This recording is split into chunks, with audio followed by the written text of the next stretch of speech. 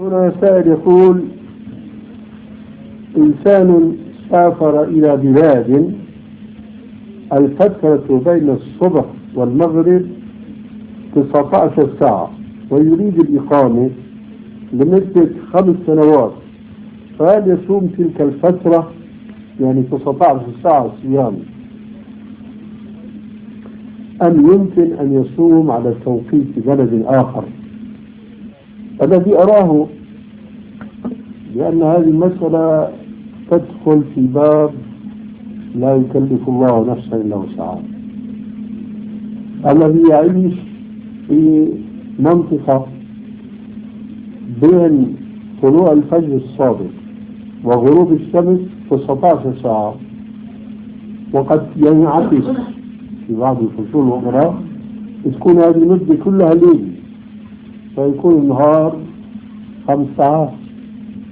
أقول: من أدرك أرضا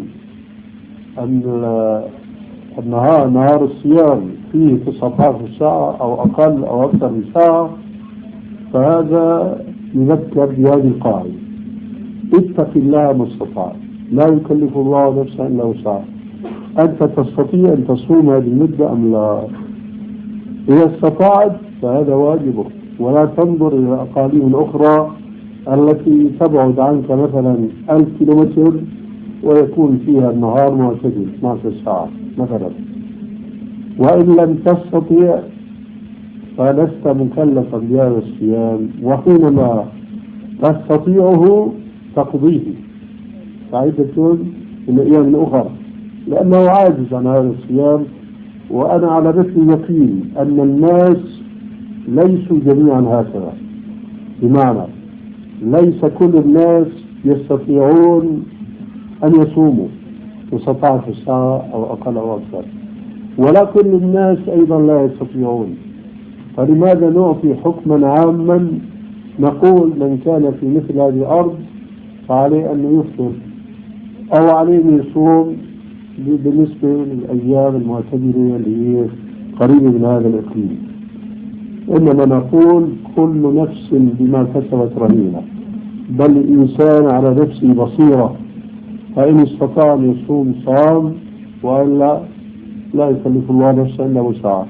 وبهذه القاعدة أيضا نجيب عن مسألة كانت أثيرت في كثير من السنوات الماضية، حينما كان الطلاب يتهيئون الامتحان والفصل رمضان والحر شديد، فصدرت بعض الفتاوى من بعض العلماء في الأزهر لأنه يجوز للطلاب أن يفطروا في رمضان كان يتمكنوا من الدراسة والاستعداد للامتحان.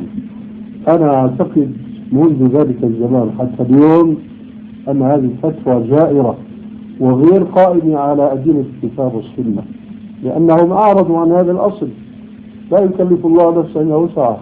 نحن نقول للطالب: عليك أن تصوم، أنت مضطر للدراسة، وليس هذه الدراسة كانت دراسة شرعية، وإنما هي الحصول على قطعة ورقة لكي تبرزها لتتولى وظيفة وتنال راتبا ومعاشا.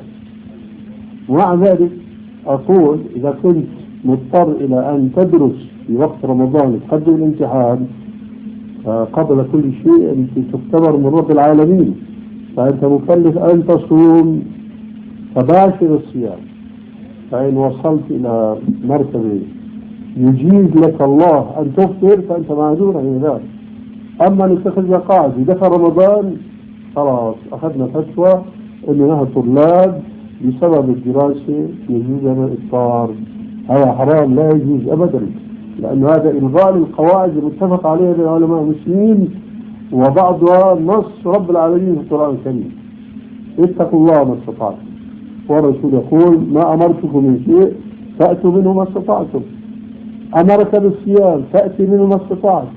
قد تستطيعون أن تتابع إلى آخر الشهر فتفطر مع المسلمين هاي 6 يوم، قد لا تستطيع في يوم آخر أن تتابع فتفطر وأنت معذور، وربك يعلم منك هذا العذر فلا يؤاخذك كعدة من أيام أخرى، وهكذا.